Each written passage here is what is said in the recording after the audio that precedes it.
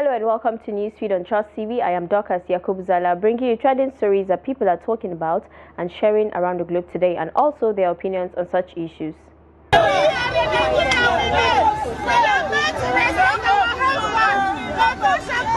Fubara orders fresh local government poll after Supreme Court's verdict. NLC rejects electricity tariff adjustment, threatens nationwide protests. FedEx Flight 3609 makes emergency landing after engine caught fire. Now we begin the program today with a video that trended over the weekend showing some Akwa Ibom women protesting against Natasha Akpoti-Uduaghan, asking her to leave their son alone. Let's take a look.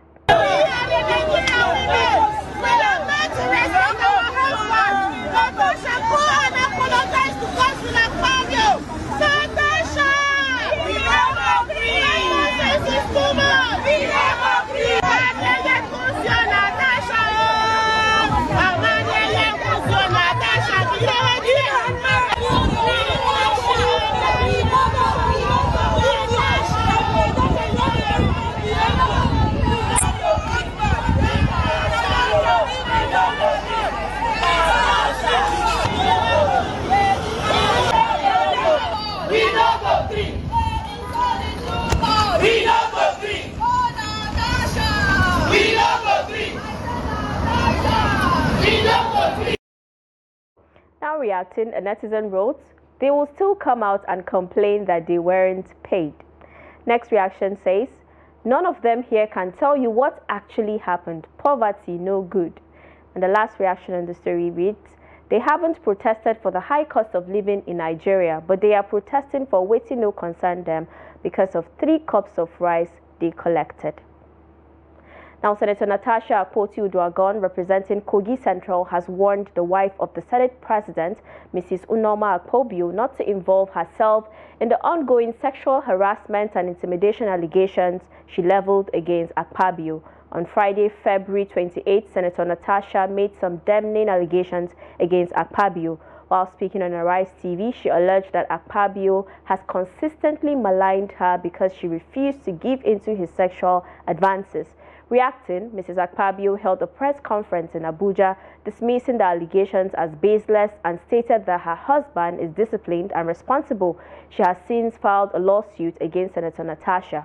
Responding to the lawsuit via a letter dated March 1, 2025, addressed to Mrs. Akpabio through her lawyer Victor Giwa, Senator Akpoti-Uduaghan urged Mrs. Akpabio to stay out of the matter. The senator further asserted that she had concrete evidence to substantiate her claims and urged Mrs. Akpabio to allow her husband to address the allegations independently. Now reacting, one Donald wrote, "Natasha we faced Yaya Bello and came out without any stain. Natasha said no small, she's a queen and more. I believe all she said about Akpabio." Next reaction reads, "It's getting interesting. Senator Natasha is a barrister and knows the implication of making such a public allegation without evidence." Last comment on this story says, "The way this woman was supporting her husband in the video she made, I'm sure even if they release video evidence of him, she will still say it's AI." Now, still talking about the alleged sexual harassment, Emmanuel Orise Jolomi Uduaghan, the husband of Senator Natasha Akpoti-Uduaghan, has defended his wife following her clash with Senate President Godswill Akpabio. On Saturday, March 1st, Uduaghan, the Alema of Wari Kingdom, also defended his wife. He said his wife Natasha had confided in him about her interactions with the Senate President, and he met with him, yet nothing has changed. Now reacting, someone said, "She couldn't just easily come out to run a number 3 citizen down without proof." Next reaction says, "I love this. E for energy. Stand tall for your wife. A woman who is this transparent should be protected at all costs." Next one reads, "Can they give the accused the mic to speak and defend himself? There are too many similar accusations against him for these to be false." Next on what's trending, River State Governor Siminalayi Fubara has assured the people of the oil-rich state that his administration will implement the Supreme Court's verdict after carefully reviewing its certified true copy CTC. This followed the Friday judgment of the Apex Court, which declared the local government election conducted in the state on October 5, 2024 as invalid. In a state broadcast on Sunday, Fubara revealed that he has met with his legal team, who expect to obtain the CTC by Friday, March 7, 2025. He emphasized that his government is committed to upholding constitutional principles and will act in accordance with the law. Now reacting, someone wrote, Governor Fubara will likely be impeached in the weeks ahead. It will be too risky for the Rivers State House of Assembly to delay his impeachment. That will give him time to strategize and fight back in a more aggressive way. The best option for the governor is to seek a peaceful resolution of the crisis. Next one reads, let Wike's people come and test their popularity again. The courts have tried for them. It's not all about making noise on social media. They should go and prepare for the coming elections. Rivers people are waiting for them. When your time don't pass, it don't pass. And one official Isoko is saying, where is he going to get the money to conduct the election? Which assembly is going to pass the supplementary budget for him to conduct the election? It choked Fubara for neck. Now, Rivers State Governor Similarly Fubara on Sunday dismissed fears of impeachment following Friday's Supreme Court judgment recognizing the 27 lawmakers loyal to ex-governor Nyesom Wike. In its fair-reaching verdict on Friday, the Apex Court ordered the federal government to stop financial allocation to Rivers State until Fubara retraces his steps and presents the budget to the pro-Wike lawmakers led by Martins Amohule. The court also nullified the local government election conducted last year by Fubara. The Apex Court judgment put the balance of power in the hands of Wike and the lawmakers in the state political crisis, which started in October 2023. At the height of the political crisis between Fubara and its estranged political godfather, the Rivers State House of Assembly has split into two, with 27 lawmakers backing Wike, while 4 others pitched their tents with Fubara. In October 2023, the pro-Wike lawmakers had first attempted to impeach Fubara, a move countered by the governor, leading to the destruction of the assembly complex by a bomb explosion. Insisting that pro-Wike lawmakers had lost their legislative seats following their defection from the People's Democratic Party to the All Progressives Congress, Fubara had shunned the 27 lawmakers and rather presented the 2024 and 2025 budget to the 4-member assembly loyal to him. Now let's take a quick break. We'll be back in no time. Do stay with us. Welcome back. In case you're just joining us, you're watching Newsfeed on Trust TV.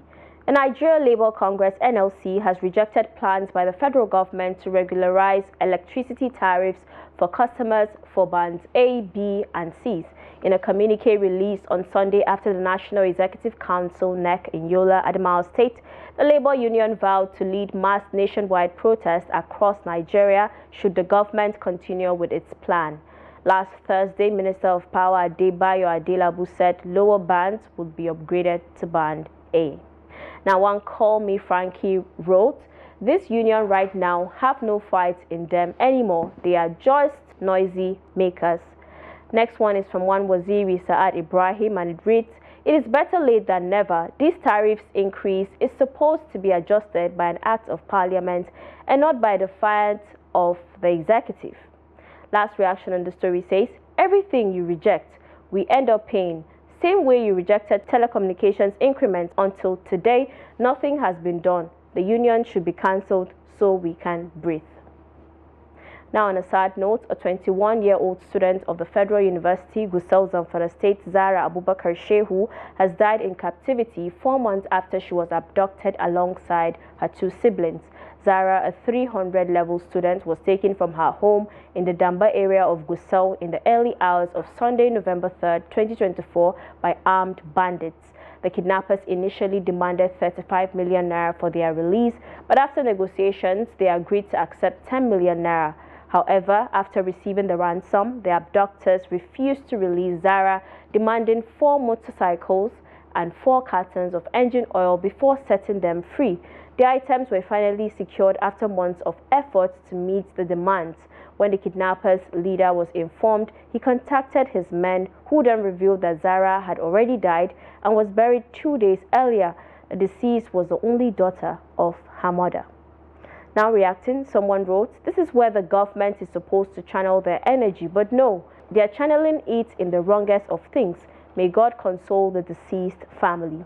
Next one says, we are yet to tackle insecurity in this country. Government comes and goes, insecurity remains. And the last reaction on the story says, this is a wake-up call for all security outfits in Nigeria. And now on the foreign scene, the FedEx cargo plane was forced to make an emergency landing at the Newark Liberty International Airport after it caught fire shortly after takeoff. The Boeing 767-3S2F took off around 8 a.m. on Saturday morning, but just minutes later, flames erupted from its right engine.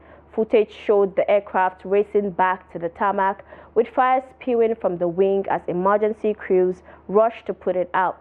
The plane landed safely at 8:07 a.m. according to the Port Authority of New York and New Jersey. No injuries were reported and 3 people were on board, Associated Press reported. The Port Authority of New York and New Jersey, along with FedEx, attributed the sudden ignition to a bird hitting the plane. Now reacting, someone said, the rate of crash in the past 4 months is alarming. Next one reads, all these planes need to be checked whether them don't expire or some parts needs to be replaced. It's too much. And the last reaction we're taking on the program today is from a user with the handle name Amakas Register, and it reads, there's an urgent need for a global overhaul of planes. The recent reports of crashes and near crashes are becoming excessive. And that's a wrap on the program today. Do all to follow us across all our social media platforms for more programs, news and documentaries. Until next time, goodbye.